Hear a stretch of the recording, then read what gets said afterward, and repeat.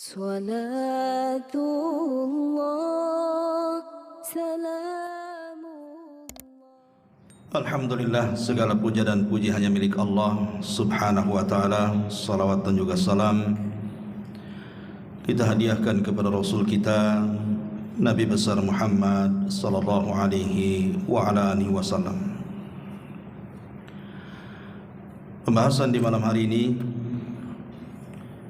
kita akan membahas tentang beberapa amalan syaitan yang dilakukan manusia. Ma'asyiral muslimin wal muslimat rahimani wa rahimakumullah. Kita tahu bahwa peperangan antara syaitan dan Bani Adam itu sudah berlaku sejak zaman Adam alaihi salatu wassalam diciptakan. Dan itu terlihat ketika Allah subhanahu wa ta'ala menceritakan tentang kisah Iblis dan Adam. Ketika Allah subhanahu wa ta'ala memerintahkan seluruh malaikat untuk sujud, maka semua malaikat sujud kecuali Iblis, enggan dan sombong dan termasuk makhluk yang kafir kepada Allah azza wa jalla. Dan itu difirmankan dalam Al-Quranul Karim, wa idh qala rabbuka lil malaikati isjudu li Adam fasajadu illa iblis aba wastakbara wa kana minal kafirin. Dan ketika kami katakan kepada para malaikat, sujudlah kalian kepada Adam, semua malaikat sujud. Tentu yang dimaksud sujud di sini adalah sujud penghormatan, bukan sujud ibadah. Karena sujud ibadah tidak boleh diberikan kecuali kepada Allah. Kecuali iblis, dia enggan sujud, maka Allah katakan aba wastakbara wa kana minal kafirin. Iblis pun enggan, kemudian sombong dan termasuk makhluk yang kufur. Lah sejak peristiwa ini, maka tertanamlah permusuhan iblis kepada Adam. Karena Allah subhanahu wa ta'ala akhirnya mengutuk iblis dan mengeluarkan dari sorga. Maka akhirnya iblis pun bersumpah di hadapan Allah, fabi izzatika la ughwiyannahum ajmain illa ibadaka minhumul mukhlasin. Demi kemuliaanmu ya Rabb, sungguh aku akan sesatkan mereka Bani Adam semuanya, kecuali hamba-hambamu yang ikhlas. Ma'asyiral muslimin yang dimuliakan Allah subhanahu wa ta'ala, disebutkan dalam surah Isra ayat 62, qala ara'aitaka hadha alladhi karramta alayya la in akhartani ila yaumil qiyamah la akhtanikanna dzurriyyatahu illa qalila. Iblis pun berkata, terangkanlah kepadaku, inikah yang lebih engkau muliakan daripada aku? Maksudnya ketika iblis tidak mau sujud kepada Adam karena dia merasa lebih mulia dibandingkan Adam. Kemudian iblis mengatakan, sekiranya engkau memberi waktu kepadaku sampai hari kiamat, pasti aku akan sesatkan seluruh keturunan Adam kecuali sebagian kecil dari mereka. Lihat bagaimana sumpah iblis di hadapan Allah subhanahu wa ta'ala akan menyesatkan Bani Adam sampai kiamat dibangkitkan. Bertolak dari sinilah, maka kita akan membahas tentang beberapa amalan-amalan syaitan yang berhasil setan masukkan ke dalam manusia, sehingga sebagian mereka ada yang menjadi pengikut syaitan. Kita akan bagi beberapa pembahasan. Pertama, kita akan membahas tentang madakhilus syaitan alal insan. Dari mana setan ini masuk kepada manusia sehingga manusia mengikuti jejak langkahnya. Kemudian yang kedua, amalan apa saja yang merupakan amalan-amalan yang dihiasi syaitan kepada manusia. Kemudian yang terakhir kita bicara soal bagaimana caranya kita terhindar dari godaan dan waswas syaitan. Mudah-mudahan cukup waktunya karena pembahasannya panjang. Pertama, bicara tentang madakhil asyaitan. Dari mana setan ini ketika menggoda kita? Yang pertama dari hubbud dunya wa tulul amal. Setan akan menanamkan kepada kita dengan was-wasnya supaya kita cinta dunia dan mulai panjang angan-angan. Setan tahu bahwa manusia ini diberikan oleh Allah Subhanahu wa taala hawa nafsu.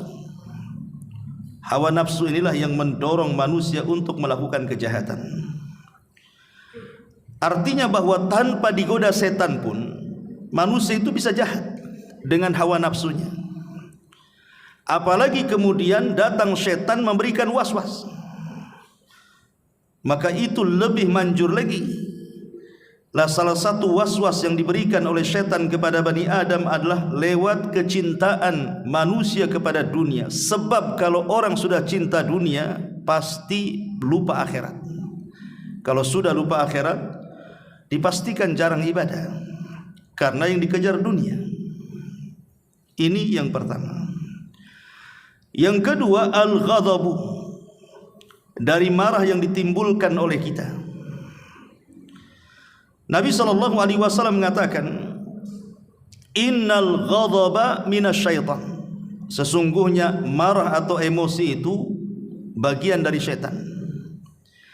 Wa inna syaitan khuliqa min nar, dan setan itu diciptakan dari api.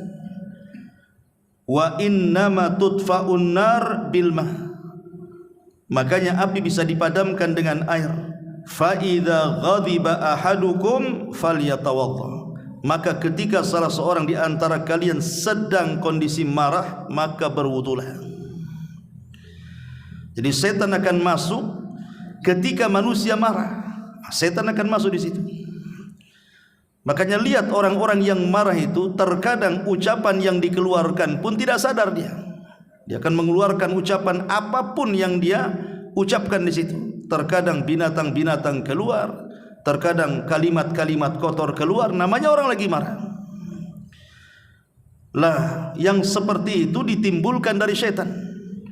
Makanya Rasul memberikan solusi di sini, ketika marah berwudu. Ya tentu solusi ketika marah banyak. Kata Rasul, apabila berdiri sedang marah, duduk. Kalau sedang duduk masih marah, baring. Kalau sudah baring masih marah, cari tempat lain. Kalau juga masih marah, berwudu. Kalau masih marah, solat, kan begitu. Jadi banyak solusi dari Nabi SAW. Kemudian yang ketiga, al-hiqdu wal hasad.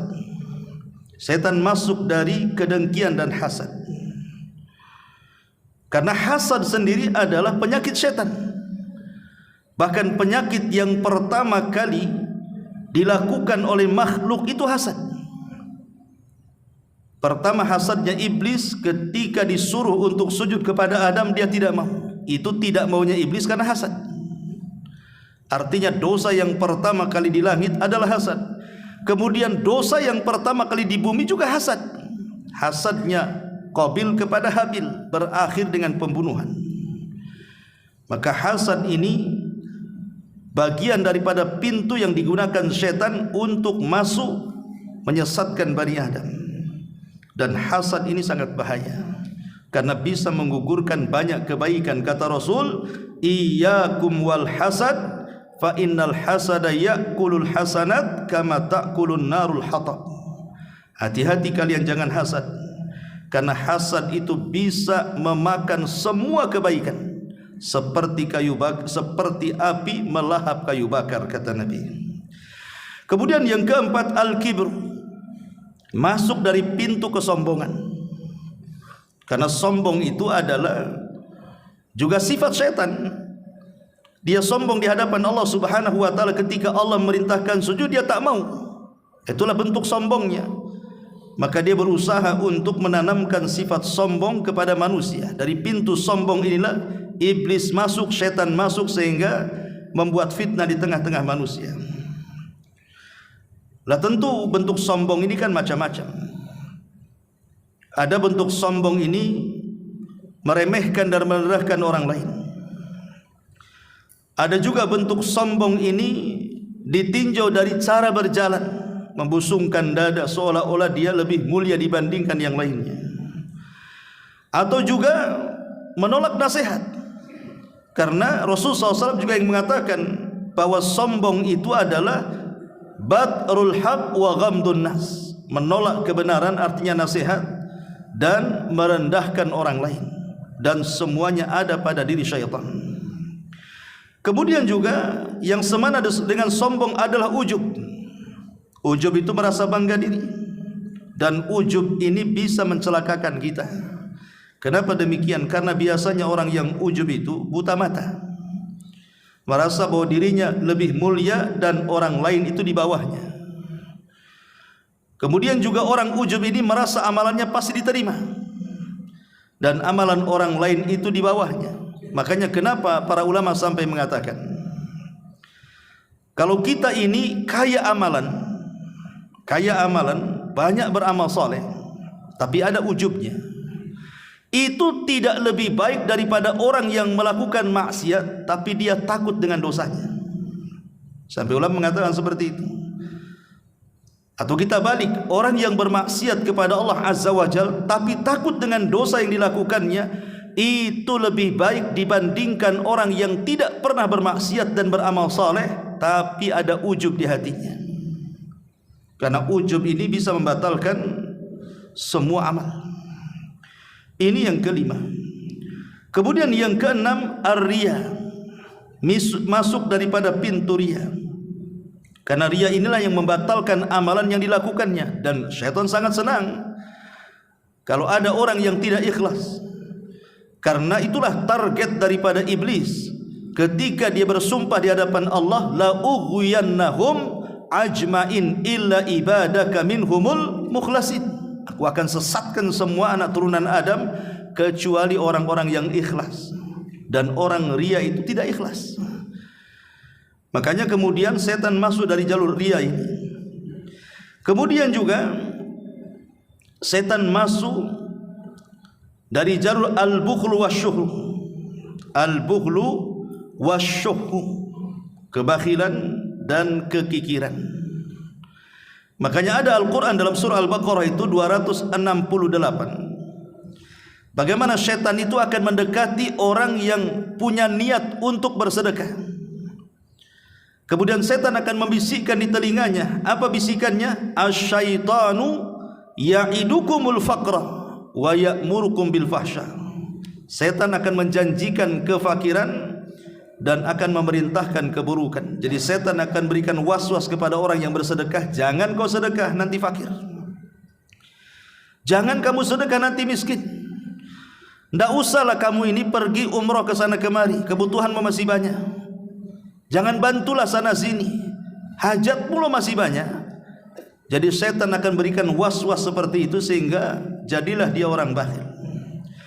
Kemudian yang nomor 7, an-nadhratu fil haram, memandang kepada yang diharamkan Allah Azza wa Jalla. Seperti memandang aurat yang bukan dari lawan jenis kita dan dia bukan mahram kita. Maka disebutkan dalam sebuah athar dari Ali radhiyallahu an, di mana Nabi SAW berwasiat kepada Ali, an-nadhratu sahmun masmumun min sihami iblis. Ingat bahwa pandangan yang ditujukan kepada haram adalah racun dari panah-panah beracun iblis. Man tarakaha makhafatallah badalahu Allahu imanan yajidu halawatahu fi qalbihi. Barang siapa yang berusaha meninggalkan perkara itu, maka Allah akan ganti dengan keimanan dan dia akan merasakan manisnya iman. Jadi orang yang senantiasa menjaga matanya, tidak memandang yang diharamkan Allah Azza wa Jalla, Allah ganti dengan keimanan. Kemudian yang nomor 8, ihtiqarudz dzunub. Setan akan masuk bagaimana caranya orang ini memudah-mudahkan atau meremeh-remehkan sebuah dosa. Karena setan itu suka dengan dosa. Jadi kalau ada orang yang meremeh-remehkan dengan dosa, ini kan dosa kecil saja. Saya kan zina baru berapa kali saja. Ini kan saya masih ibadah kok, masih ini, masih itu, tapi juga melakukan dosa. Maka ini termasuk madakhilus syaitan. Makanya Rasul mengatakan, iyyakum wa muhaqqaratidz dzunub, hati-hati jangan meremehkan sebuah dosa. Fa innahunna yajtami'na 'alal mar'i hatta yuhlikahu. Karena kalau dosa itu diremehkan kemudian dia kumpul-kumpulkan dosanya, kata Nabi, bisa saja menghancurkan kehidupannya. Kemudian yang nomor 9, al-qunut min rahmatillah. Setan akan datang kepada kita supaya dibuatnya kita putus asa dari rahmat Allah. Karena ada orang yang merasa putus asa dari rahmat Allah Azza wa Jalla. Mungkin dosanya sudah kebanyakan, dosanya sudah banyak, sudah besar, sehingga dia berpikir kalau saya bertobat, mana mungkin Allah akan menerima dosa saya. Akhirnya kemudian setan datang di situ. Jadilah dia orang yang paling putus asa dari rahmat Allah Azza wa Jalla. Ingat, putus asa dari rahmat Allah dosanya lebih besar dibandingkan dosa yang dilakukannya. Kenapa? Karena putus asa itulah yang menghalangi dia bertobat kepada Allah Azza wa Jalla. Kemudian yang nomor 10, asyab'u, masuk dalam badan manusia yang suka makan sampai kekenyangan. Setan berikan waswas supaya makan sakenyang-kenyangnya kalau bisa. Karena biasanya orang yang sudah makan kenyang, biasanya dia akan malas. Kalau sudah malas, maka dimalaskan yang lainnya, termasuk juga ibadah kepada Allah Azza wa Jalla, dan diberikan kantuk kemudian tidur. Kemudian juga yang nomor 11, al-ajalatu, masuk dari al-ajalah, tergesa-gesa. Dalam setiap perkara tidak mikir dulu maslahat dan mafsadahnya apa, main bergerak saja. Ini tergesa-gesa itu dari setan. Termasuk juga yang nomor 12, al-israf wa tabdzir. Israf dan tabdzir. Israf itu artinya membelanjakan harta tapi berlebihan, walaupun perkara itu halal. Tapi kalau tabdzir ini membelanjakan kepada yang diharamkan walaupun yang dibelanjakannya tidak banyak. Itulah bedanya israf dengan tabdzir. Saya ulang, kalau israf ini kita membelanjakan uang kita untuk sesuatu yang dihalalkan Allah tapi berlebihan, itu namanya israf. Seperti umpamanya ada rumah tangga, di rumah itu cuma ada 3 orang saja, dia, istrinya dan 1 anaknya. Tapi kalau dia masak 1 kampung. Akhirnya apa yang terjadi? Tidak habis makanan itu, kemudian dibuang di tong sampah. Itu namanya israf, ya. Karena uang-uang dia, beras-beras dia, lau-lau dia, yang masak juga dia, tidak ada perkara haram di sini. Tapi karena berlebihan akhirnya dibuang, itulah israfnya di situ. Adapun tabdzir ini yang kita kenal mubadzir, itu diambil dari tabdzir. Kita sering mengatakan ini mubadzir. Apa sih mubadzir itu? Mubadzir itu membelanjakan harta untuk yang diharamkan Allah, walaupun hanya 1000 perak. Tapi kalau dibelanjakan untuk yang diharamkan Allah Azza wa Jalla, itu namanya tabdzir. Apalagi banyak. Seperti orang yang membeli narkoba, minuman keras, berzina, judi dan begitu seterusnya, itu masuk dalam kategori tabdzir. Dua-duanya, baik israf ataupun tabdzir, adalah jalan masuk setan di situ untuk menggoda Bani Adam. Kemudian yang nomor 13, su'udzan, berburuk sangka kepada manusia. Berburuk sangka kepada manusia. Kita tidak boleh berburuk sangka kepada manusia, tetapi harus kita memberikan uzur. Seandainya kita punya tetangga, dia seorang wanita yang suka membuka aurat, habis isya dia keluar pakai motor, nanti subuh dia pulang. Kemudian kita katakan jangan-jangan dia pezina. Tidak boleh kita katakan seperti itu, karena kita tidak menyaksikan di lokasi. Dan buat apa juga kita ikuti dia, itu namanya tajasus. Tapi kita berbaik sangka saja. Mungkin dia punya pekerjaan yang kita tidak tahu. Tapi kalau memponis itu dasar pezina, itu tengok tampilannya aja kayak pezina, kayak pelacur dan begitu seterusnya. Sampai seperti ini saja tidak boleh dalam Islam itu. Karena menuduh wanita yang belum terbukti dia melakukan zina kita katakan pelacur, maka Islam menghukum kita yang menuduhnya dengan 80 kali cambukan. Harusnya kita doakan, bukan kita tuduh. Kemudian juga yang nomor 14, maka syaitan akan masuk dari umumul jawarih, dari keumuman anggota badan kita. Terkadang masuk ke mata kita sehingga menimbulkan penyakit ain, masuk ke hati kita sehingga menimbulkan hasad dan dengki, masuk ke kaki kita sehingga melangkahkan ke tempat-tempat maksiat, dan begitu seterusnya. Itulah syaitan. Terkadang masuk juga dari jalan darah kita sehingga memberikan was-was, akhirnya hati kita cenderung untuk melakukan kemaksiatan kepada Allah Azza wa Jalla. Ma'asyiral muslimin yang dimuliakan Allah Azza wa Jalla, ada perkataan bagus daripada Imam Ibnul Qayyim rahimahullahu ta'ala. Kata Imam Ibnul Qayyim rahimahullahu ta'ala, ada 6 perkara yang termasuk daripada khutuwati syaitan, langkah-langkah syaitan dari yang terberat sampai yang teringan. Yang pertama kata beliau, al-kufru billah. Macam mana syaitan ini membuat kita ini kufur, membuat kita ini keluar dari Islam.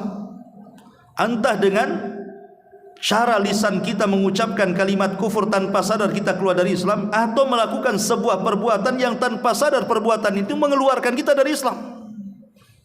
Contoh umpamanya, orang mengatakan, buat apa solat itu, capek-capek saja. Buat apa zakat, ngambur-ngamburkan duit saja. Buat apa haji, uang habis, badan capek katanya. Buat apa pakai jilbab ini, panas-panas saja. Ini namanya membenci syariat nih. Membenci syariat dengan lisannya ini kufur, bisa keluar dari Islam.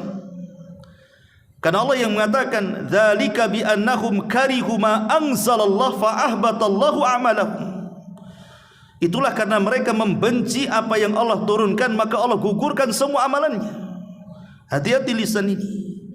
Atau tanpa sadar mengucapkan kalimat menghalalkan yang diharamkan, atau sebaliknya. Seperti orang yang ditawarkan minuman khamar umpamanya, minuman keras, minumlah. Kemudian kita katakan, saya tak minum, tapi kalau kau mau minum ya silahkan. Kalimat kalau kau mau minum silahkan, ini kalimat kufur. Harusnya kata-katanya, maaf saya tak mau makan, tak mau minum khamar karena ini haram. Kau juga jangan minum, ini khamar, ini haram. Harusnya kan begitu kata-katanya.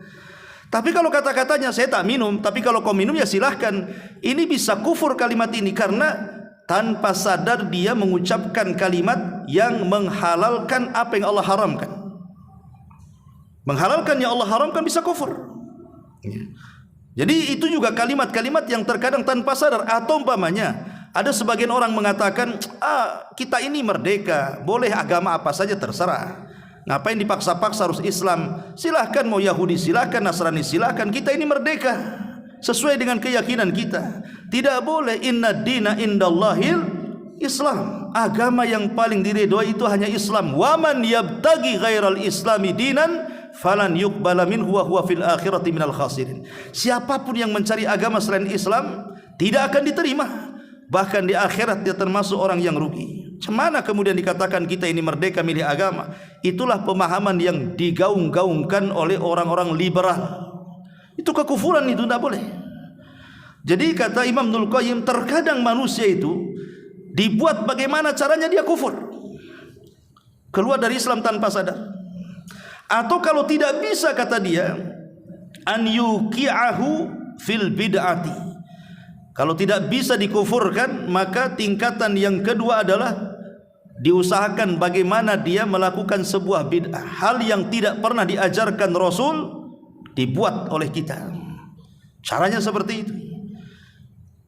Membuat hal-hal yang tidak pernah diajarkan Nabi SAW, kemudian kita buat. Maka Nabi SAW mengatakan, iyyakum wa muhdatsatil umur. Hati-hati dari perkara-perkara yang baru. Fa inna muhdatsatin bid'ah. Karena perkara baru itu disebut bid'ah. Dan bid'ah itu amalan yang tidak pernah dikerjakan di zaman Rasul, kita kerjakan pula hari ini, kemudian dinasabkan ke dalam agama. Tapi kalau tidak bisa, kata Imam Ibnul Qayyim rahimahullahu ta'ala, an yuqi'ahu fi kabairi dzunub. Cemana orang ini Karena dibuat syirik tak bisa, dibuat bid'ah tak bisa, dibuat dia melakukan dosa besar, dibuat dia berzina, dibuat dia minum khamar, dibuat dia judi, dibuat dia ghibah, dan begitu seterusnya. Tapi kalau tidak bisa juga imannya kokoh, maka yang keempat, an yuqi'ahu fi saghairi dzunub, dibuatnya dia melakukan dosa-dosa kecil, memandang aurat ya yang bukan mahramnya.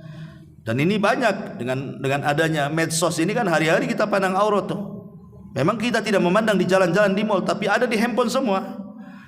Tapi kalau juga dia tidak bisa digoda untuk melakukan dosa kecil, maka yang kelima, at-tausi'atu fil mubahat, dibuatnya sibuk dengan perkara-perkara mubah, main bola sampai keasikan akhirnya lewat waktu sholat, ngobrol lama-lama akhirnya lupa ibadah. Memang ngobrol kan mubah, tapi kalau keasikan akhirnya kemudian lewat waktu sholat, jadi haram tuh hukumnya. Dibuatnya perkara-perkara mubah itu dilama-lamainnya tuh.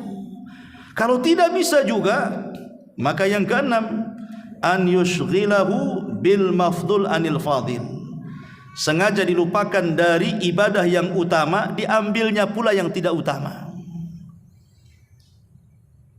Seperti banyak orang-orang yang kemudian meninggalkan sesuatu yang utama, tapi yang tidak utama dia lakukan.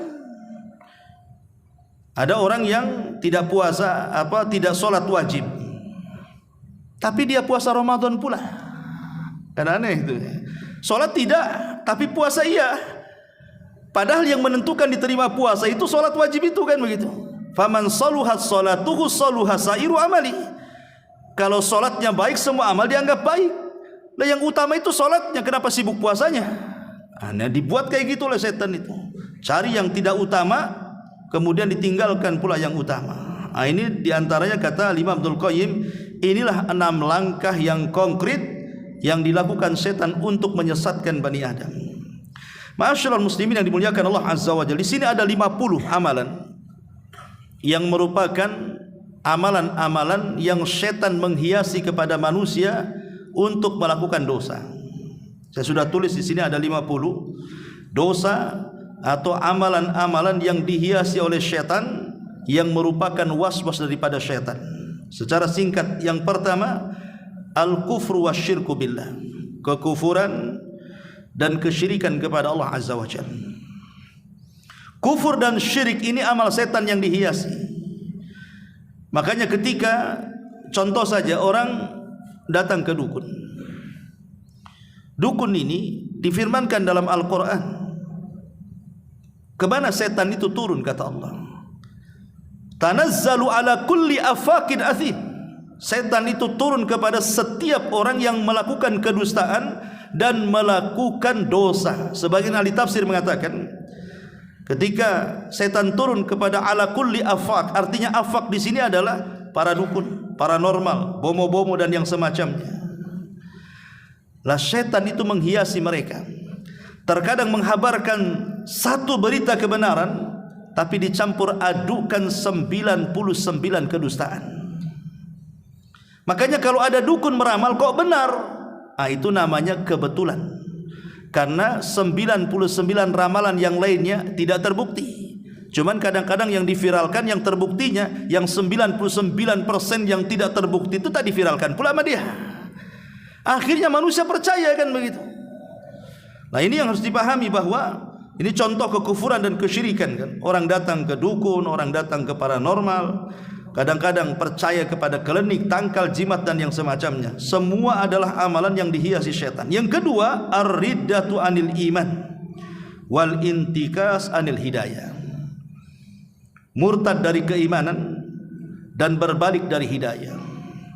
Ada orang-orang itu, subhanallah, Allah subhanahu wa ta'ala pada awalnya memberikan hidayah kepada dia, salatnya rajin, Islamnya kuat gitu. Tapi dengan berjalannya waktu, lama-lama kemudian mulai meninggalkan salat, lama-lama tidak pernah hadir di majelis taklim. Belakangan terakhir murtad pula dia. Ada orang yang seperti itu, ya. Karena bagaimanapun ada satu kisah dalam Al-Quran itu, namanya kisah Bal'am ibn Ba'urah. Bal'am ibn Ba'urah itu seorang ulama. Itu bukan orang biasa, ulamanya Bani Israel. Semua manusia kalau minta fatwa datang kepada Bal'am ibn Ba'urah. Tapi ketika kemudian dia ditawarkan dunia oleh kelompok Amalikoh itu, supaya dia mendoakan keburukan kepada Nabi Musa dan para pengikutnya, awalnya tak mau dan marah. Bagaimana mungkin aku mendoakan kepada seorang Nabi dengan keburukan, katanya. Aku tak mau. Tapi karena hari-hari kemudian diberikan, diiming-imingi dengan jabatan dan juga kekayaan, lama-lama futur dia. Mau pula dia mendoakan keburukan kepada Musa dan Bani Israel. Akhirnya kemudian Bal'am pun melakukan hal yang tidak pernah dilakukan siapapun, melakukan kemaksiatan besar. Dia keluar dari agama dia. Akhirnya dia mati dalam posisi murtad.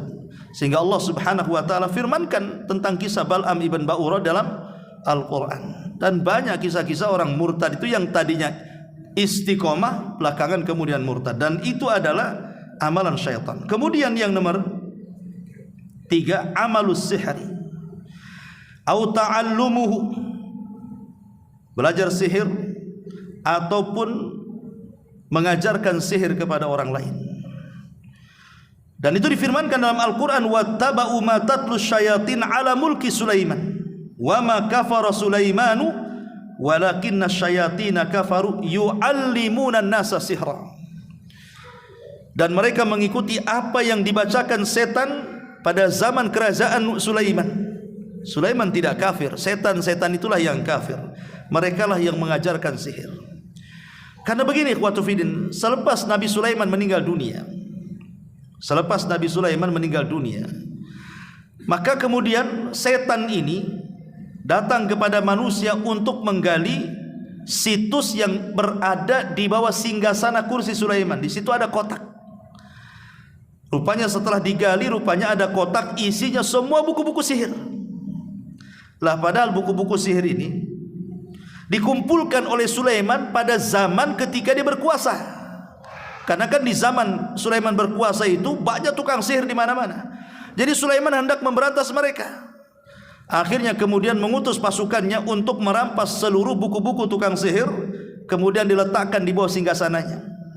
Kemudian mengancam kepada jin dan juga manusia, siapa yang mengambil buku-buku ini di bawah singgasanaku, kalau dia manusia kubunuh, kalau dia dari kalangan jin maka kukatakan pasti terbakar. Jadi di zaman Nabi Sulaiman tidak berani itu tukang-tukang sihir itu, karena Sulaiman sudah mengancam. Tapi semenjak Sulaiman meninggal dunia, rupanya dibongkar di bawah singgasananya banyak tuh buku-buku sihir.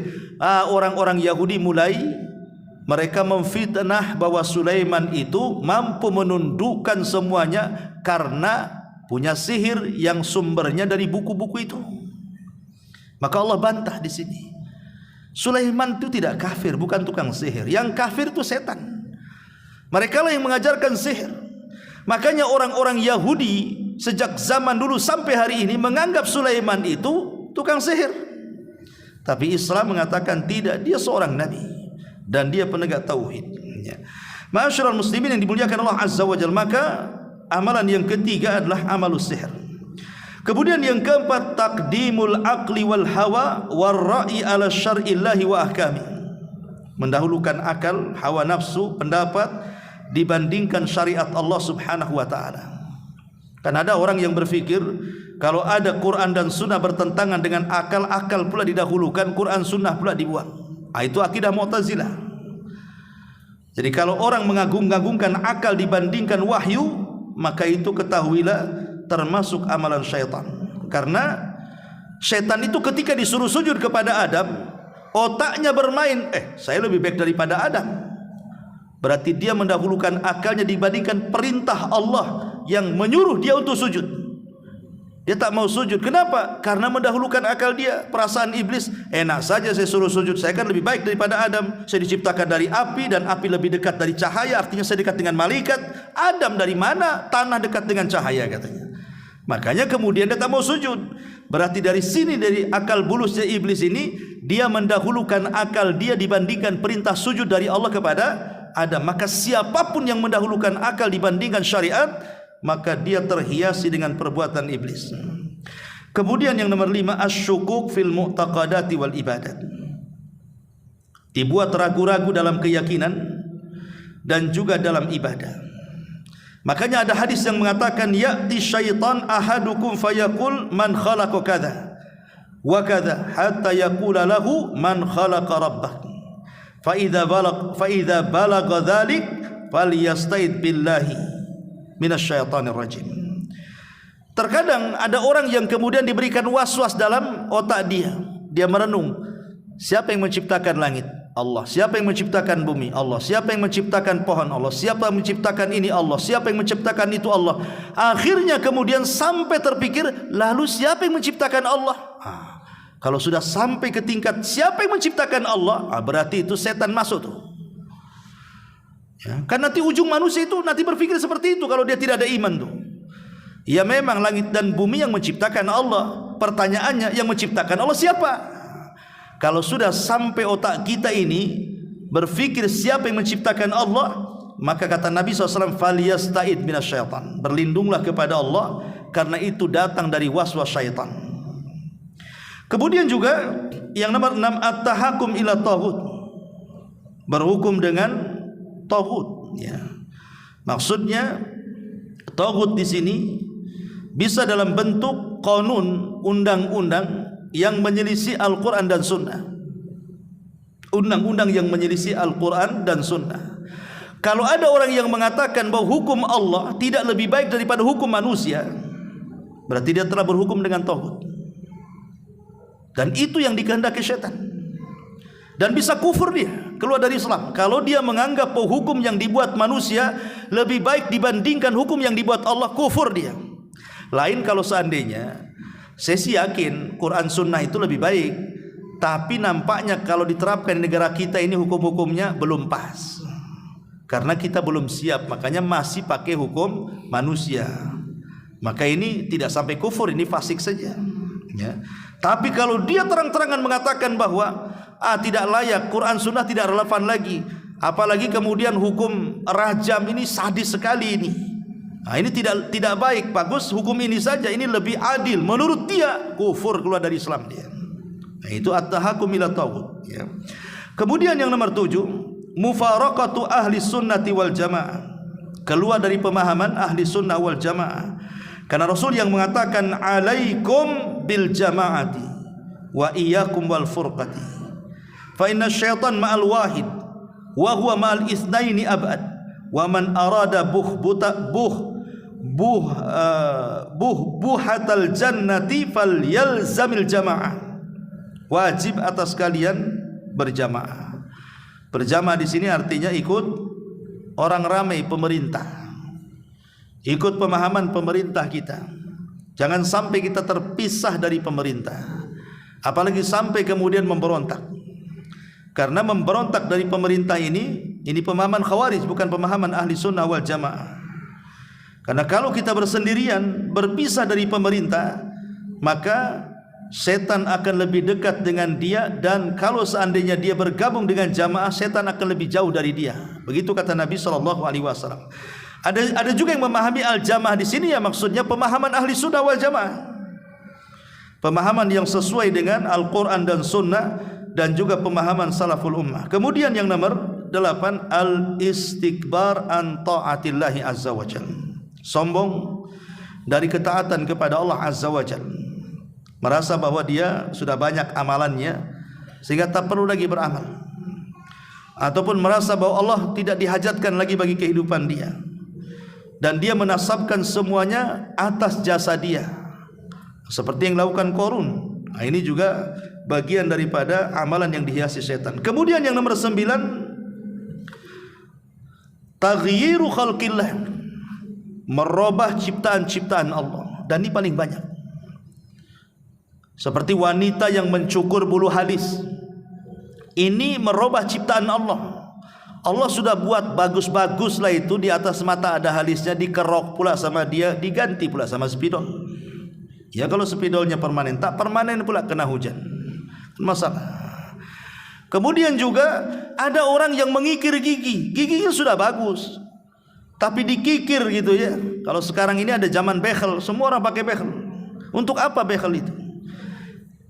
Kalau wanita menggunakan behel untuk kecantikan, Kecantikan untuk siapa?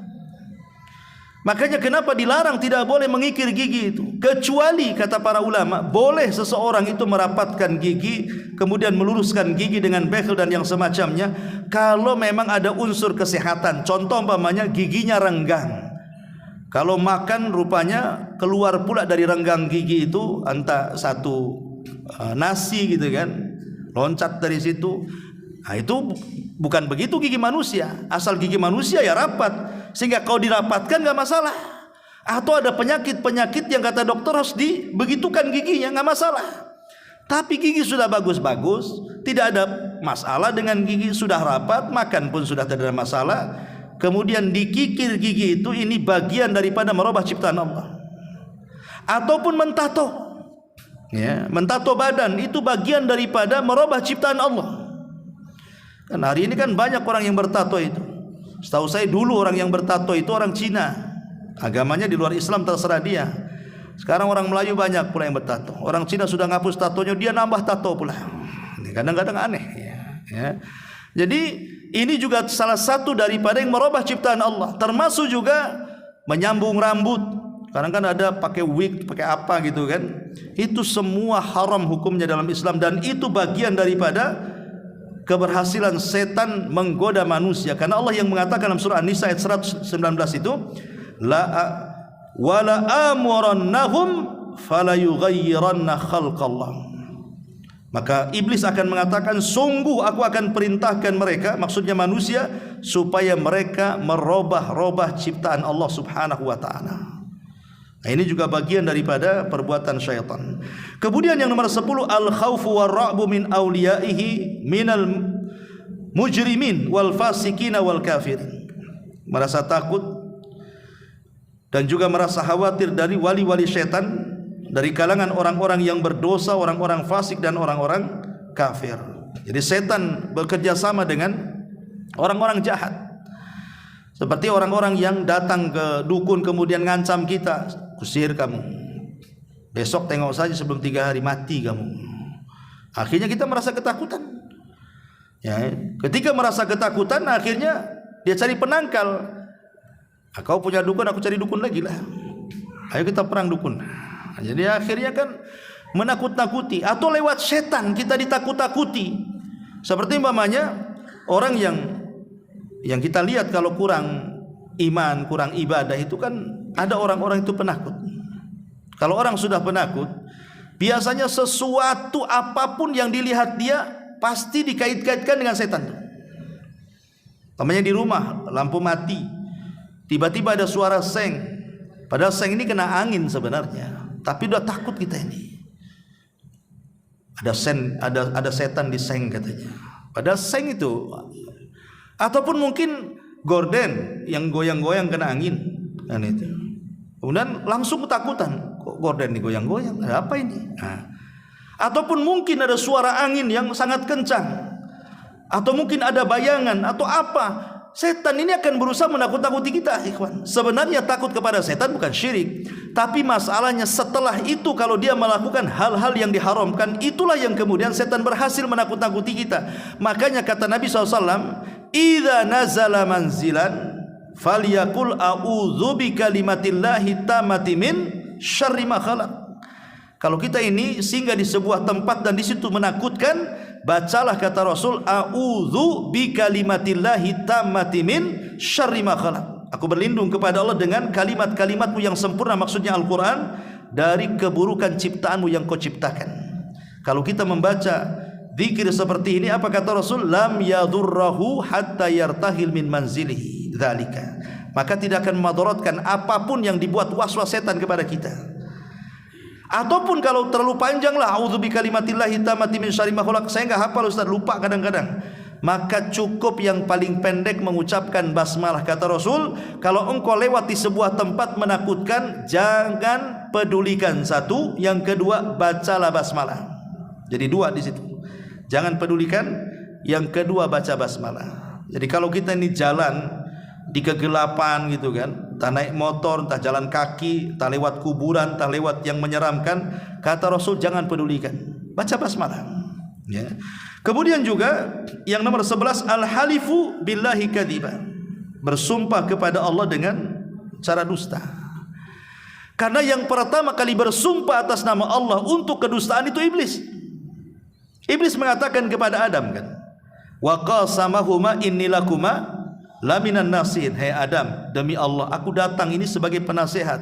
Kenapa Allah larang kau dekat-dekat pohon itu? Illa an takuna malakaini aw takuna minal khalidin. Karena Allah tidak hendak engkau jadi malaikat atau engkau termasuk orang yang kekal di sorga. Oh gitu kata Adam. Percaya dia dengan sumpahnya iblis. Kenapa? Karena tidak mungkin iblis bersumpah di sorga di alam para malaikat untuk sebuah kedustaan, karena belum ada sebelumnya.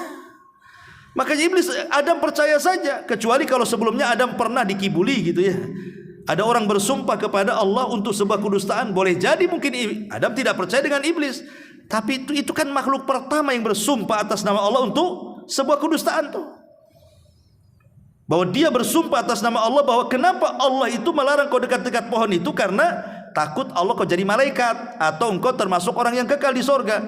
Kata Adam, enak juga ya, kalau saya tak makan nanti saya tak kekal pula di sini. Makanya dia makan tuh, termakan oleh sumpahnya iblis. Maka siapapun yang bersumpah atas nama Allah untuk sebuah kedustaan, berarti itulah sumpahnya iblis. Dan ini banyak di pasar-pasar itu. Orang yang sumpah-sumpah, wow demi Allah ini bagus, ini padahal tak bagus, ya kan? Oh demi Allah dari sana nggak dapat, padahal dapat. Oh demi Allah ini barang branded, padahal barang palsu, dan begitu seterusnya. Kemudian yang nomor 12, izharul batil fi suratil hasan, menampakkan sebuah kebatilan tapi dikemas dalam sebuah kebaikan. Dalam surah An-Naml Allah mengatakan dalam 24-nya, wa zayyana lahumus syaitanu a'malahum, maka setan akan menghiasi amalan-amalan mereka. Seperti apa? Seperti orang yang beribadah dibuatnya riya. Awalnya sih setan itu kan tidak melulu memerintahkan kita untuk berbuat maksiat, untuk memberikan was-was, zina sana, khamar sana, judi sana, gibah sana, dusta sana. Tidak melulu untuk memerintahkan sebuah keburukan setan. Terkadang setan itu menggoda dari kita itu, disuruhnya kita ibadah. Banyak-banyak kau sedekah situ sama setan tuh. Banyak-banyak kau sholat di situ. Tapi di balik itu setan memasukkan riya supaya kau nanti, apa kata orang kalau kau tak sedekah? Coba kau sedekah banyak, kata setan itu. Nanti orang-orang memuji kamu. Kamu ini seorang ahli sedekah. Yang satunya kau ini seorang ahli qari. Yang satunya mengatakan kau seorang mujahid. Setan akan membuat was-was seperti itu. Ya, ma'asyiral muslimin, ataupun perkara-perkara yang tidak pernah diperintahkan oleh Nabi, kemudian kita lakukan, kemudian kita katakan ini sunnah Nabi, tidak ada sunnahnya. Ini tauhid padahal syirik. Ya. Nah, ini juga termasuk juga amalan-amalan yang dihiasi setan. Kemudian yang nomor 13, al-jidalu bil batil wa bi ghairi hujjatin wa awil barahin. Berjidal, berdebat tapi tidak ada dalil, hanya debat kusir saja. Dia tidak punya dalil mempertahankan pembenaran dia, bukan kebenaran. Nah, ini juga bagian daripada setan menghiasi kehidupan dia. Karena Allah mengatakan dalam surah Al-An'am ayat 121, wa inna syayatin la yuhuna ila awliyaihim liyujadilukum. Sungguhnya syaitan akan mewahyukan kepada para walinya supaya mereka berdebat dengan kalian. Jadi debat yang tidak ada hujahnya, tidak ada dalilnya, menangeyelnya saja, maka itu bagian daripada syaitan menghiasi amal kita. Kemudian yang nomor 14, al-qawlu 'ala Allah bighairi ilmin. Mengucapkan sesuatu, dinasabkan atas nama Allah tapi tanpa ilmu. Seperti orang yang berdakwah, mengajak manusia tanpa ilmu. Akhirnya yang diajak dia sesat, menyesatkan manusia. Karena seperti itu, seperti contohlah yang sekarang lagi viral gitu ya, yang sudah saya bahas tentang siapa itu, Mama Gufron gitu ya, yang makoli nggak jelas tuh. Dinasabkan ini sabda Nabi katanya. Nabi bersabda, inna makoli rahmati, dan begitu seterusnya. Itu lafadznya begitu, bukan bahasa Arab, bahasa makoli kan. Coba antum cek tuh, hadis yang dibaca Mama Gufron itu dalam kitab-kitab induk. Kan ada Sahih Bukhari, Sahih Muslim, Abu Dawud, Tirmidzi, Ibnu Majah, Tabrani, macam-macam kan itu. Coba ada nggak lafad inna makoli dalam kitab-kitab induk tuh? Nggak ada. Satu kitab pun tak ada. Hatta hadis maudhu pun tak ada, tapi dia karang sendiri. Kemudian disampaikan kepada umat. Ini ikhwatu fillah, ini bagian daripada amal-amal syaitan, ikhwan. Ya, tidak benar. Alhamdulillah sekarang MUI bersuara. Kalau kemarin-kemarin MUI diam saja, sekarang sudah mulai bersuara ini, ya kan?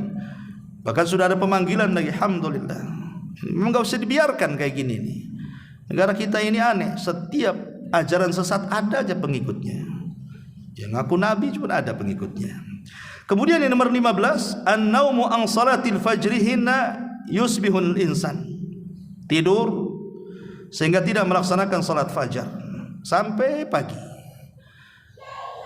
Di dalam sebuah hadis Nabi SAW mengatakan, jadi Abdullah ibn Mas'ud radhiyallahu anhu mengatakan, disebutkan di sisi Nabi SAW, rajulun nama lailatan, ada seorang laki-laki tidur di malam hari, hatta asbah, sampai pagi lewat subuh.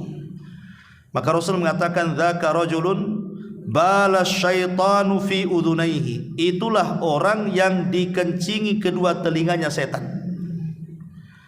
Kalau ada orang yang kemudian bablas subuh, bangun jam 7, bangun jam 8, berarti dua telinganya penuh dengan kencing setan.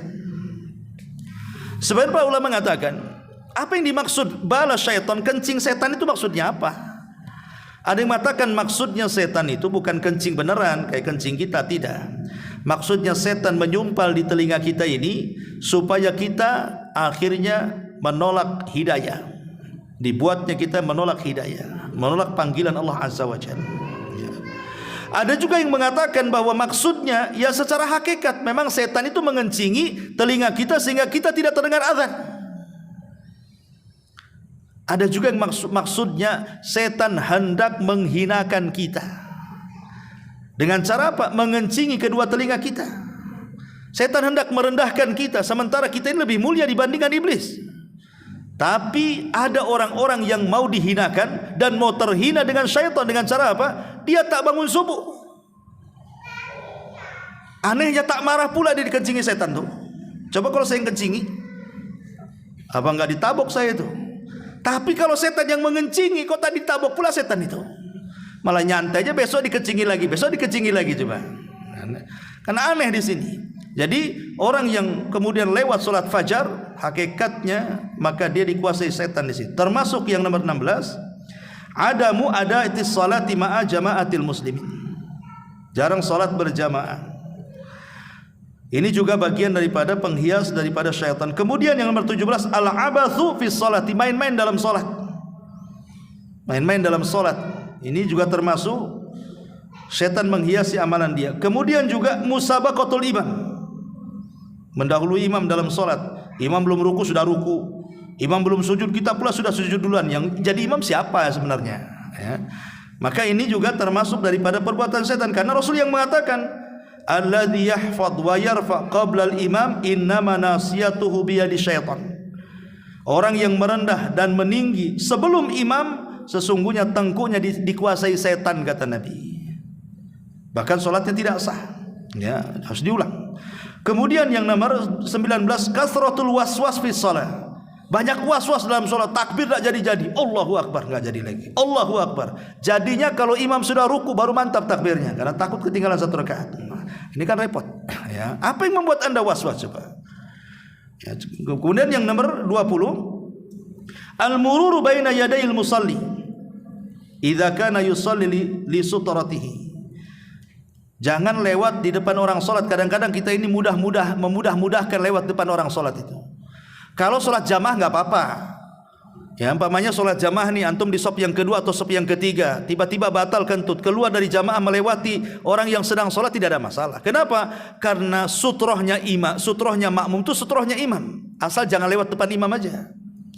Tapi kalau dia sedang sholat sendiri, sholat sunnah, habis selesai sholat wajib, itu kan kadang-kadang banyak orang-orang awam yang tidak tahu sutroh. Kadang-kadang sholat menyebarkan di mana-mana.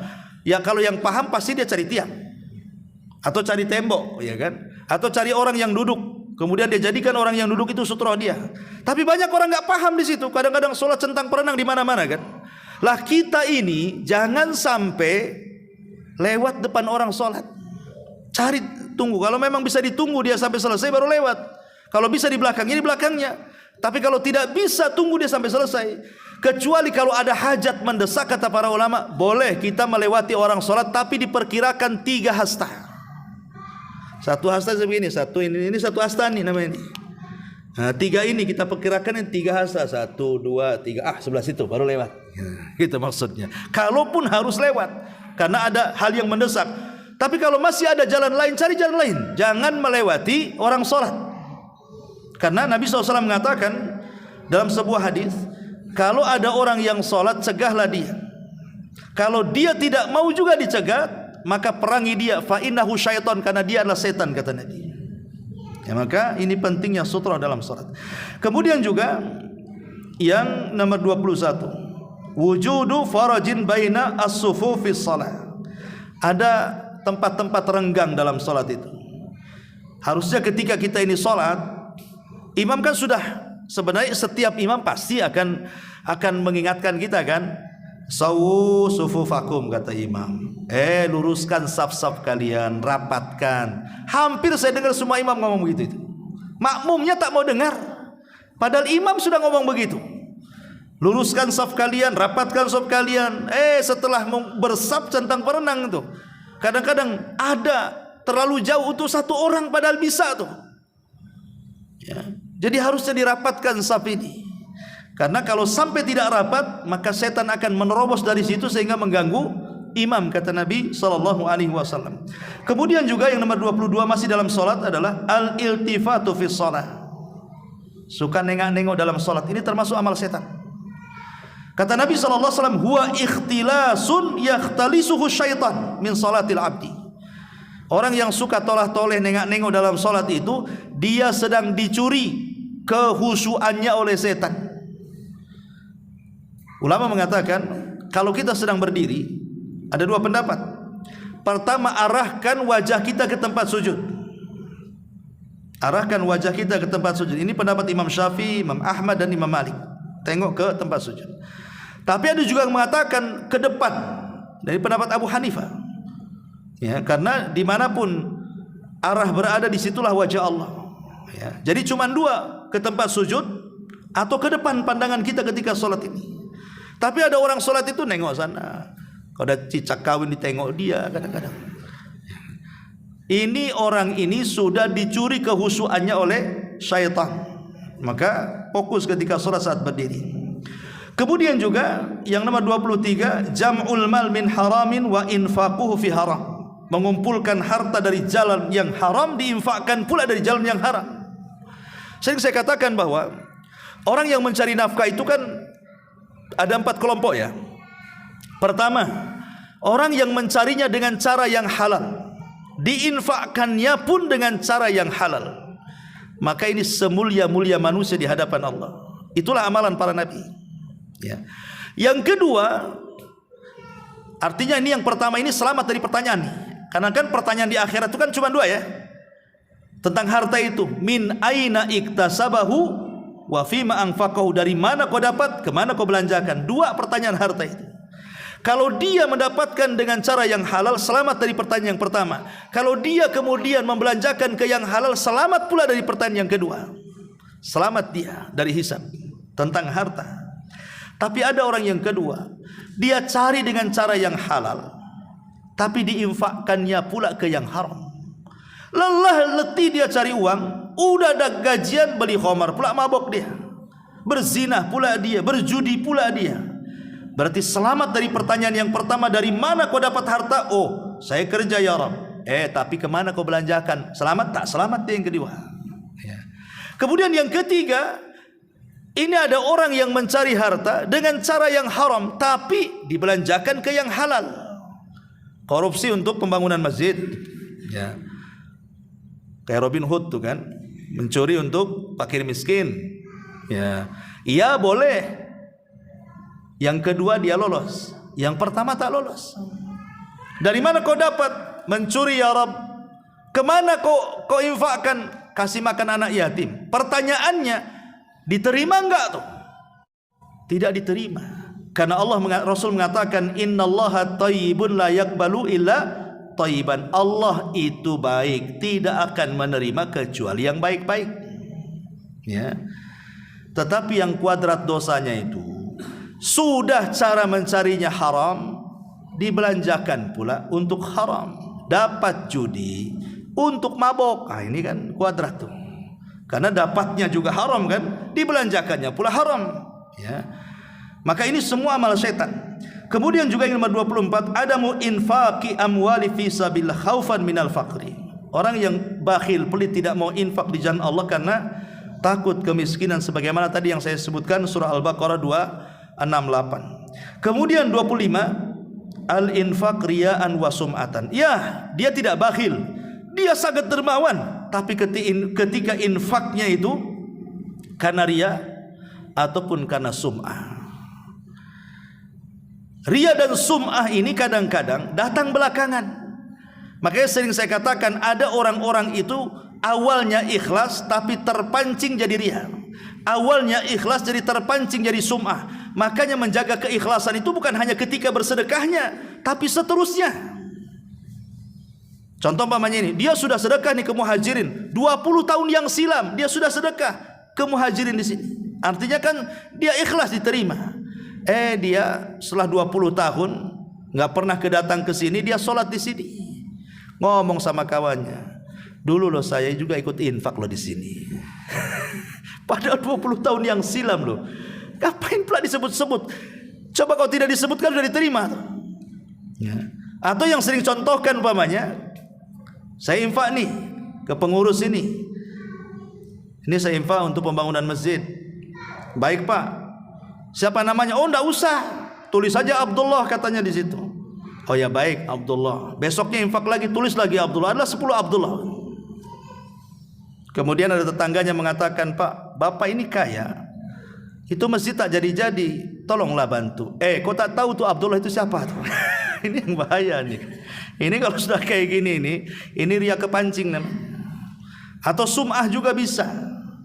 Kita ini sudah ikhlas sebenarnya, tidak mau orang tahu, tidak mau orang dibicarakan. Tapi gara-gara ada kawan diinfak di tempat yang sama, rupanya kemudian takmir masjid ngomong, Bapak kenal si Anu? Kenal, itu tetangga saya katanya. Iya, dia suka infak kemari, Masya Allah, dia kalau infak itu tidak mau disebut namanya. Akhirnya tetangganya ngomong, saya dengar kok suka infak ke muhajirin ini. Ah, siapa bilang? Itu pengurus yang ngomong. Masa sih? Iya. Yang benar iya. Waktu ngomong Pak Imam hadir nggak di situ? Ada. Pak Ustadz ada juga di situ. Dikejar sama dia. Ya, itu namanya sum'ah, karena lezat ketika dia mendengar. Ya. Harusnya kan kalau dia itu nggak benar itu, nggak udah selesai sampai di sini pergi kan? Bukan dikejar pertanyaannya. Itu waktu pengurus ngomong itu dia ngomong apa? Itu kan dikejar namanya. Kalau dia pujian kan sedap. Itulah namanya sum'ah namanya. Lah ini yang hal-hal yang seperti ini adalah perbuatan syaitan. Kemudian yang nomor 26, tabdzirul amwal wal israf fil infaq. Ini tadi sudah saya jelaskan tentang israf dan tabdzir. Kalau israf membelanjakan sesuatu dari perkara halal tapi berlebihan. Ada juga yang mengatakan begini, israf ini masuk juga tentang tabdzir ini masuk juga kepada adamu siyanatil mal. Ulama memasukkan bagian daripada tabdzir itu tidak bisa menjaga barang. Pamannya kita ini punya handphone. Sebenarnya kalau kita jaga handphone itu setahun 2 tahun tidak akan rusak. Ya. Tapi karena tidak menjaga, asal letak, kadang-kadang asal taruh gitu ya, akhirnya kepijak, akhirnya ketiduran, akhirnya kedudukan, akhirnya mudah rusak. Itu bagian daripada tabdzir kata ulama. Karena dia tidak bisa menjaga barang. Ingat, jadi tabdzir itu bukan hanya menghambur-hamburkan harta untuk kemaksiatan, tidak. Orang yang tidak bisa menjaga barang, tidak pandai merawat barang, itu juga tabdzir. Dan haram hukumnya. Ya. Sampai seperti itu ya para ulama. Kemudian juga yang nomor 28 tahwinu nomor 27 kullu ma da'aka ila fi'li maksiatin aw tarki ta'ah. Setiap yang mengajak kamu untuk melakukan kemaksiatan atau meninggalkan ketaatan, maka itu bagian daripada gangguan syaitan juga. Pokoknya ada kawan ngajak, ini mau ke masjid, toto datang kawan, ayo kita ke mall lah katanya. Tak jadi ngaji, hanya ke mall. Ya. Kemudian ada orang yang mau bersedekah, Nanti dulu lah, jangan pakai uangnya, saya perlu, boleh nggak? Nah, jadi ada orang yang berbuat baik, dia kemudian halang-halangi, ataupun hawa nafsu dia yang menghalang-halanginya kan gitu. Ketika mau sedekah pikir, aduh ya juga ini belum nih, akhirnya tak jadi. Ini mau ke pengajian tapi ngantuk, ini gimana pula, tidak bisa dilawan dia ya. Maka hal-hal ini juga bagian daripada undangan syaitan. Kemudian yang nomor 28, tahwinul ma'asi wa annaha saghiratan la tadur. Orang yang suka membeda-bedakan dosa. Memang dosa itu kan terbagi-bagi kan, ada dosa kecil, ada dosa besar. Tapi pembagian ini dosa kecil, ini dosa besar, Quran Sunnah tidak ada yang menjelaskan. Ini pembagian ulama. Ulama membagi sengaja, oh dosa itu ada yang besar, ada yang kecil. Itu pembagian ulama untuk memahami supaya kita mudah ketika mempelajari sebuah dosa. Tapi kalau Quran Sunnah tidak ada kalimat Quran ini dosa kecil, nggak ada ya. Itu pembagian para ulama supaya memudahkan kita hanya belajar gitu saja. Tetapi jangan sampai kemudian pembagian dosa ini merangsang kita untuk melakukan dosa. Contohnya umpamanya, ini kan dosa kecil saja, belum dosa besar, nggak apa-apalah kan gitu. Kadang-kadang orang terpancing karena ini dosa kecil katanya. Makanya kata para ulama, jangan pernah melihat kecilnya dosa, tapi lihat kepada siapa engkau berbuat dosa ya. Sebab kalau melihat kecilnya dosa, ini kan kecil belum besar, ini kan kecil belum besar. Ingat, walaupun kecil, kata Umar bin Khattab, la saghirata ma'al istimrar wala kabirata ma'al istighfar. Tidak ada dosa kecil kalau tumbuh-tumbuhnya besar juga. Sebagaimana tidak ada dosa besar kalau digempur dengan istighfar. Makanya betul kata ulama, jangan melihat kecilnya dosa, tapi lihatlah kepada siapa engkau berbuat dosa. Kemudian yang nomor 29, az-zulmu wal jawru fil qadha, kezaliman dan kecurangan dalam putusan-putusan persidangan. Hakim itu ada 3. Hakim itu ada 3. 1 di sorga dan 2 di neraka. Adapun yang di sorga, dia adalah hakim yang dia memutuskan perkara dengan ilmunya dan keputusannya sesuai dengan pengetahuannya.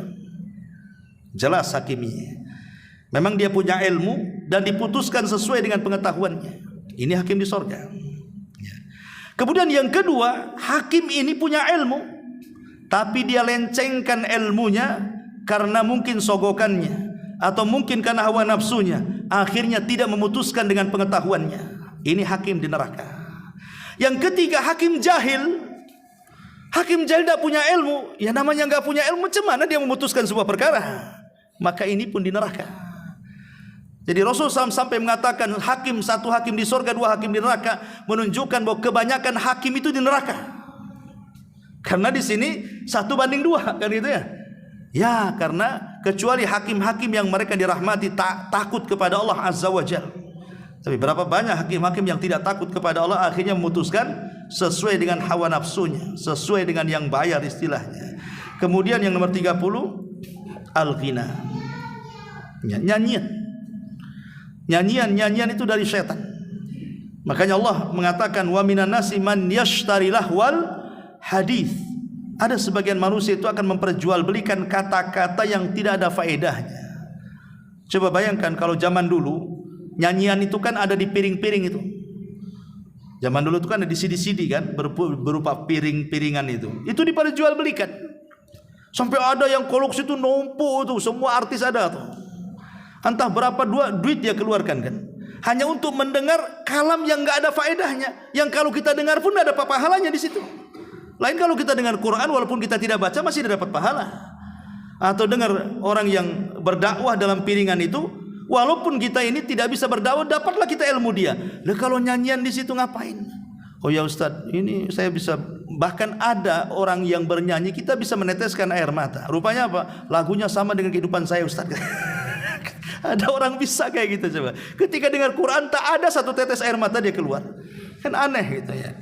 Nah, ini juga itu sebenarnya gangguan dari setan. Dan ingat, Quran dengan lagu, dengan nyanyian itu tidak akan ketemu. Wallahi tidak akan ketemu. Yang namanya Quran dengan musik itu nggak akan ketemu. Orang kalau suka Quran dibencikan musik. Orang kalau suka musik pasti benci Quran. Yakin itu. Ya. Ma'asyiral muslimin yang dimuliakan Allah Azza wa Jalla. Ini yang nomor 31, al-khuruj minal baiti li maksiatillah. Keluar dari rumah dalam rangka bermaksiat kepada Allah. Saya teringat dengan kata-kata Buya Hamka bagus sekali. Jadi dia safar ke luar negeri. Negeri itu sebenarnya dikenal dengan tempat maksiat kepada Allah Azza wa Jalla.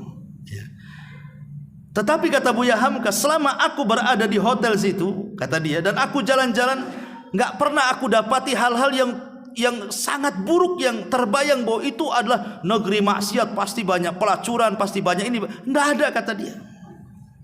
Nggak saya dapati. Kenapa rahasianya, kata Buya Hamka itu? Karena niat saya ke situ lillah. Tapi coba kalau niat saya ke situ untuk bermaksiat, pasti dapat. Orang kalau safar tujuannya maksiat pasti dapat. Kan dicari-cari itu, akan diantarkan sama setan sini. Saya kasih tahu kamu, itu tempat maksiat.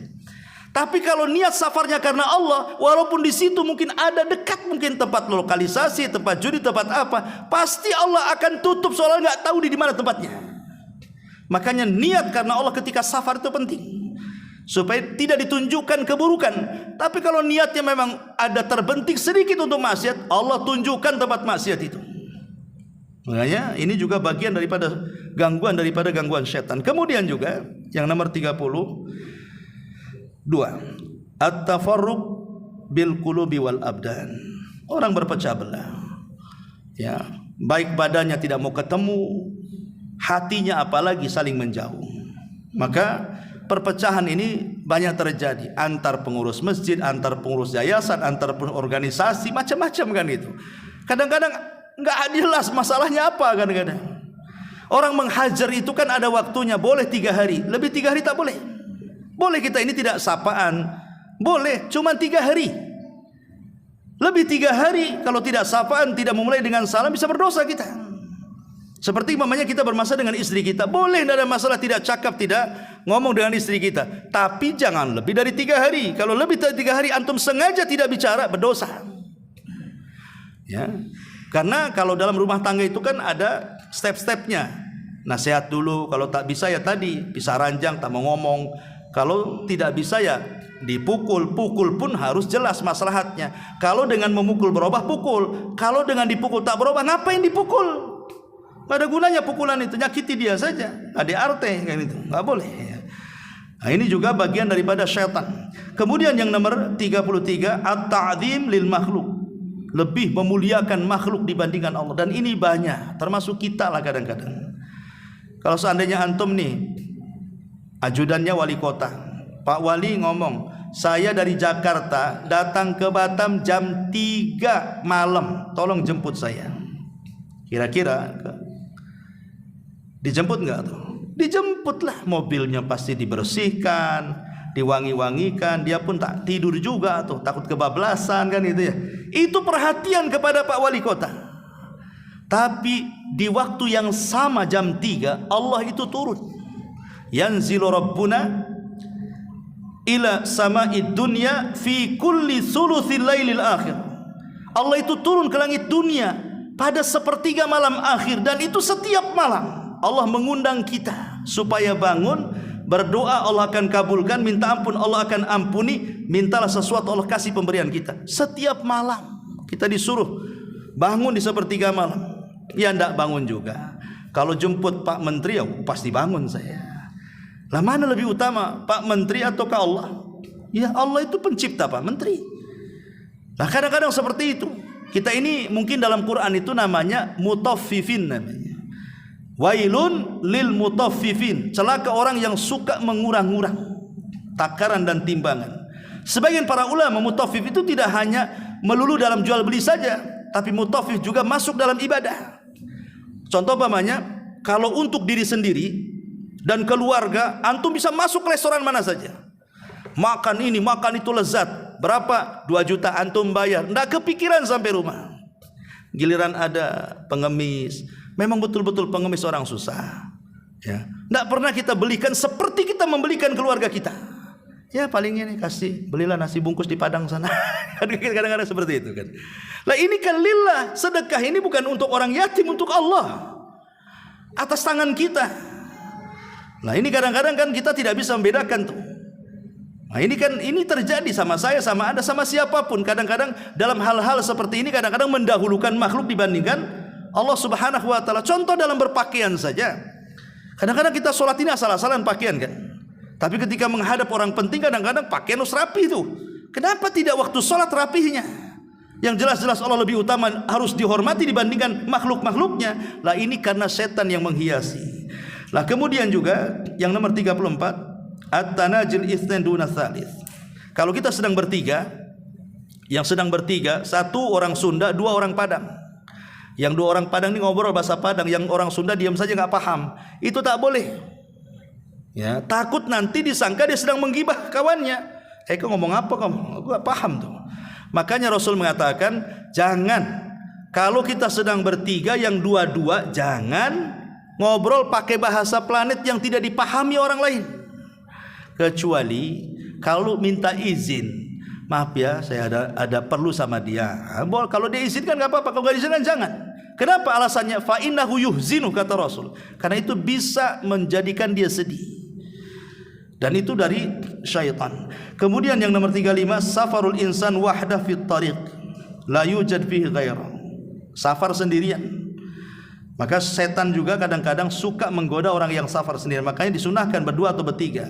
Kemudian juga al khalwatu, berkhalwat dengan wanita, maka yang ketiganya setan. Kemudian juga al laibu bil hammam. Seorang lama-lama di kamar mandi, main-main di kamar mandi, berendam lama-lama di kamar mandi. Kamar mandi itu tempat setan. Makanya kita masuk saja disuruh untuk a'udzubillahi minal khubthi wal khaba'is. Tapi memang setan cerdas. Sekarang kalau orang bangun rumah mewah, itu kamar mandi interiornya lebih indah dibandingkan kamar dia sendiri tuh. Jadi kalau masuk kamar mandi rasanya gak keluar lagi tuh kan. Itu setan sebenarnya. Apa ini indah-indah kamar mandi? Kamar mandi itu fungsinya cuma dua, buang hajat kecil dan besar, keluar lagi sudah. Nggak ada lagi fungsi yang lain. Mandi sekedarnya.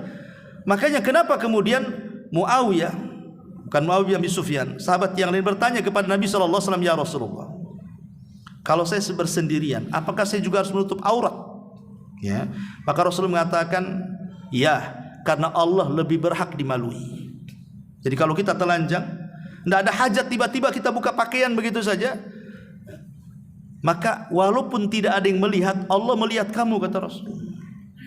Maka kita membuka aurat itu kalau ada hajat saja. Kalau tidak ada hajat jangan buka aurat. Karena kalau tidak ada hajat buka aurat, malulah dengan Allah Azza wa Jalla. Kalaupun harus buka aurat, maka masuk ke kamar mandi itu berta'awudz dan baca basmalah supaya mata jin dengan aurat kita itu terhalang. Kemudian juga yang 38, al-ajalatu fil umur, bersegera dalam perkara tadi, ajalah, ya. Tergesa-gesa dalam urusan, tidak menimbang maslahat dan mafsadahnya, ya. Termasuk juga al-furqatu baina az-zaujaini, perselisihan suami istri itu dari setan. Karena setan itu paling bangga kalau ada suami yang menceraikan istrinya. Itu paling bangga tuh. Maka iblis akan bangkit mengambil piala diletakkan di atas kepala prajuritnya yang mampu menggoda orang bisa bercerai. Karena ada hadis kan, setan itu setiap hari mengutus prajuritnya dari tengah lautan. Ada yang menggoda yang tadinya sholat jadi tidak sholat, yang tadinya puasa tidak puasa, yang tadinya jarang gibah jadi tukang gibah, dan begitu seterusnya. Dan itu semua akan dilaporkan kepada iblis. Tapi iblis sudah biasa dengan itu, tidak terlalu bangga. Tapi kalau ada yang mengatakan, ya iblis tuanku, aku sudah bisa menceraikan tuh rumah tangga si Anu, iblis bangkit dan mengambil piala, anta, oh kau prajurit yang mantap, katanya. Kenapa? Karena kalau orang sholat kemudian tidak sholat, itu korbannya satu. Orang yang biasa puasa tidak puasa, korbannya satu. Orang yang biasa baca Quran tidak baca Quran, korbannya satu. Kalau bercerai, ini korbannya banyak. Istrinya korban, suaminya korban, anak-anaknya korban, keluarga suami korban, keluarga istri korban. Nanti korbannya kemana-mana. Nanti si istri curhat dengan kawannya, korban lagi kena. Nanti si suami curhat sama kawan yang lain, kena juga sama setan. Akhirnya kemana-mana, ya. Itulah maka setan senang dengan orang cerai itu. Kemudian juga yang yang selanjutnya, at-ta'ari wa kashfu aurat. Tadi sudah jelaskan tentang suka membuka aurat, ya. Itu bagian daripada setan. Kemudian keluarnya wanita dari rumah dengan tabarruj, berdandan ala jahiliyah. Keluarnya wanita dari rumah tanpa mahram ketika safar yang memang masafah safar, jarak safar gitu ya. Termasuk juga duduk di antara bayangan matahari. Begini ikhwan, ini banyak kita nggak paham ya hukum ini. Hukum mungkin sebagian antum tahu, tapi sebagian nggak tahu. Jadi kalau kita sedang duduk di teras nih, matahari dari sebelah sana, ya. Kemudian matahari karena di situ ada tiang, sehingga bayangan tiang itu mengenai sebagian badan kita dan mataharinya mengenai sebagian badan kita. Jadi badan kita terkena bayangan dan terkena sinar matahari. Kata Nabi SAW, ya, maka sebaiknya kalian kalau ingin terkena matahari, kenakan matahari semua, atau kalau terkena bayangan, masukkan ke bayangan semua. Jangan separuh kena bayangan, separuh kena matahari. Itu ada hadisnya, ya. Karena ini juga bagian daripada amal setan, ya. Termasuk juga menakut-nakuti dengan senjata, mengancam lewat handphone walaupun tidak ada senjata, ya awas ya polisikan kamu, padahal dia nggak salah kan itu. Kemudian juga makan dan minum dengan tangan kiri, kemudian makan dan minum berlebihan, israf, ya. Kemudian juga was-was ketika berwudu sampai ngabisin air satu bak mandi, nggak kelar-kelar wudunya tuh, itu was-was dari setan, ya. Termasuk juga yaqau fil bai'i, apa yang terjadi dalam jual beli seperti menipu, kemudian mengurang-urang takaran, timbangan, meteran, kemudian riba, zalim, dan begitu seterusnya. Termasuk orang yang minum khamr, orang yang berjudi, menyembah berhala, kemudian istisqa bin nujum, menyandarkan hujan kepada bintang, dusta, dan begitu seterusnya. Maka itu semua amalan-amalan daripada amalan-amalan syaitan. Wallahu a'lam bishawab. Afwan agak lama ya karena pembahasan panjang. Ya mungkin yang bisa bermanfaat. Subhanaka wa bihamdika asyhadu an la ilaha illa anta astaghfiruka wa atubu ilaik. Allahu taala alam. Assalamualaikum warahmatullahi wabarakatuh.